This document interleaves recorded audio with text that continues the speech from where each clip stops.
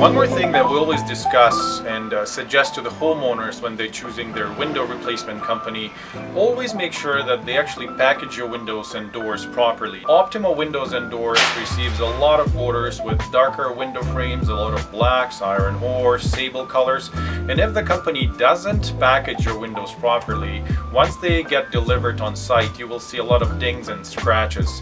This could turn into a huge disaster for the homeowners. What we always do is, before we take our windows from the plant, they're always properly packaged. We never want to see them scratched. One thing that I always emphasize when suggesting to choose your window and door contractor is you always have to make sure that the team that comes after your sales rep left your kitchen table is actually working for the same company. You're not willing to hire a company that is subcontracting their jobs to random crews, and random crew has no interest in making sure that the company gets future business. So if you trust your project to Optima Windows and Doors, we will be sending you our own crews that work for Optima Windows and Doors 100%. So if you're reading reviews about Optima Windows and Doors on Google and HomeStars, you're reading the reviews about the very same installers that will be coming and doing your windows and door replacement. These are our own well-trained, seasoned installers, and if you trust your project,